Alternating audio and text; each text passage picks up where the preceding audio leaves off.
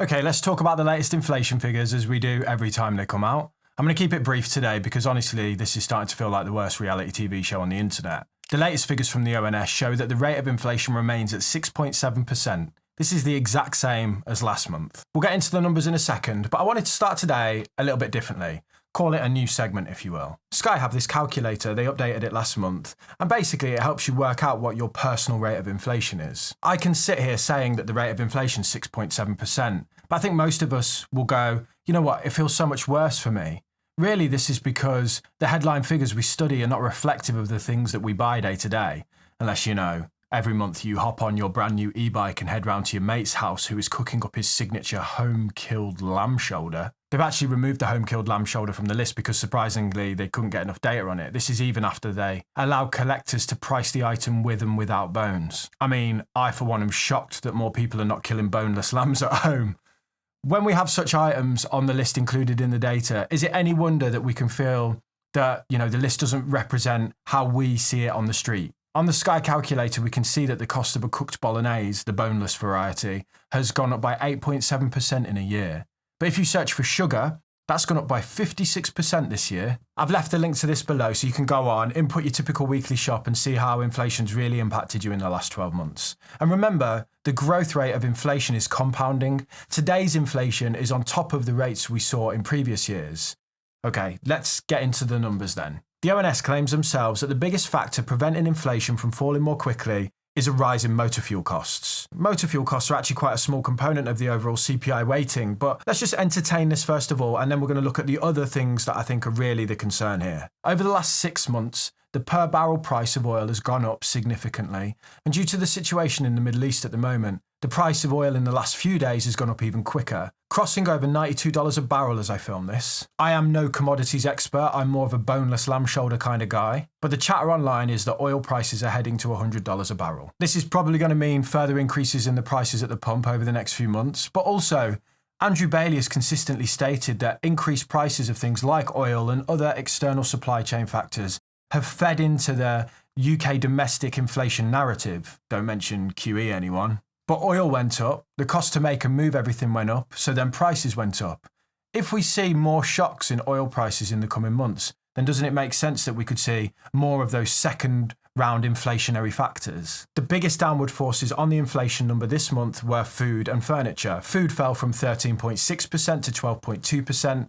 and furniture fell from 5.1% to 3.7%. Again, this is where your personal rate of inflation is really important here. I suspect you fill up your car far more than you buy a chest of drawers. The thing I'm drawn to here, though, on this data is this number here. Service-based inflation rose last month. Here comes the monthly discussion about core inflation. Food and oil prices are volatile. We've seen that in this month's data, how global events can impact the price movements there.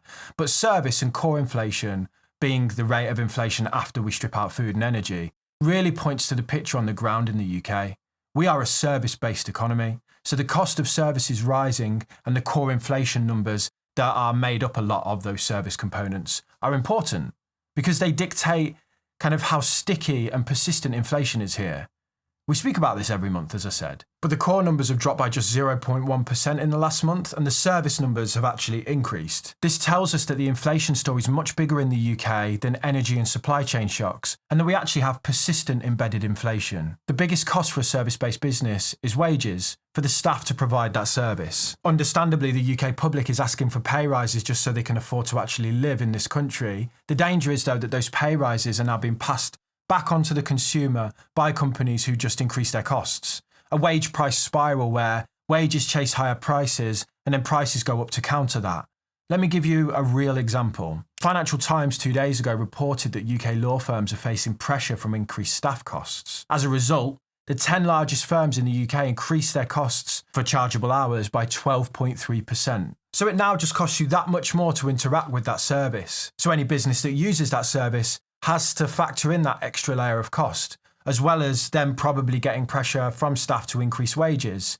What are they going to do? They'll put their prices up. Like I said, this has been a growing concern for months, but the Bank of England might actually see some good news here. The official data shows that pay growth has fallen away from its peak here. Maybe that signals that we're coming to the end of this spiral, but I think it's a little bit too early to draw any conclusions considering we're still sat near record highs. This does mean, though, for the first time in 2 years, pay growth is higher than the rate of inflation. You're actually getting a pay rise for once, in real terms. Well, that's before fiscal drag takes a bite out of it, and if we can even trust the data. The official measure for wage growth increasingly looks like an outlier, with other measures pointing to slower pay growth. That was Hugh Pill, a senior economist at the Bank of England, basically saying, yeah, I'm not sure I trust the ONS data, which kind of sounds ridiculous, doesn't it? But the ONS is the same organisation that just recently found 2% of the UK's GDP out of nowhere. What's going on here? I don't know. All I know is that the core and service-based inflation is not coming down quick enough.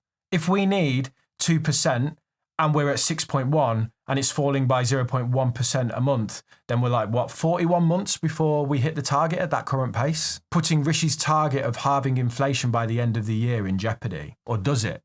Rishi wants inflation to be about 5% by the end of the year. Next month, we're likely to see a dramatic decline in the overall rate, including energy, because the 1st of October marked the latest of Ofgem's price cap revisions. As long as nothing else goes wrong, then they estimate that this could bring inflation down to around 5% next month. But then where do we go from there?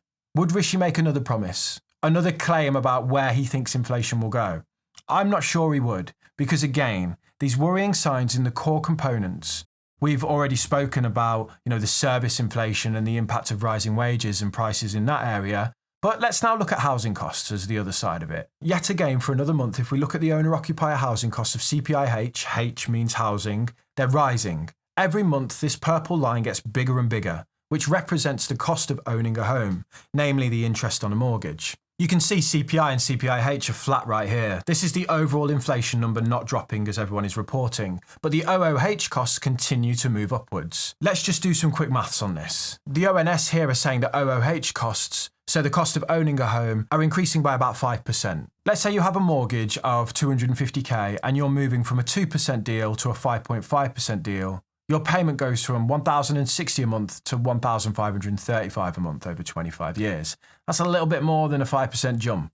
This data here has a long way to go to reflect the actual situation for homeowners, and the upwards pressure from this section of the inflation mix is only going to increase in the coming months. Yes, only 1/3 of people have mortgages, but another third rent. And when mortgages get more expensive, rent will go up as well, as buy-to-let landlords can't afford the new rate, so they're either forced to sell in a declining market or pass on the cost. So 2/3 of housing stock will be impacted by this. Maybe it's just the lag in the data, but either way, when this feeds through, what will this do to the overall numbers? The Bank of England will now make a decision on what to do. Do they increase the rate or do they hold it where it is? I want to remind you that the last time they voted to hold. 5 were for holding and 4 were for raising. I expect we're going to see similar disagreement this time. Those in favour for holding will point to the fact that they think rates are still feeding into the system. Hugh Pill from before thinks we've only had about half the rate rise impact, and Swati Dhingra thinks about 1/4 of the rate impact has been felt so far.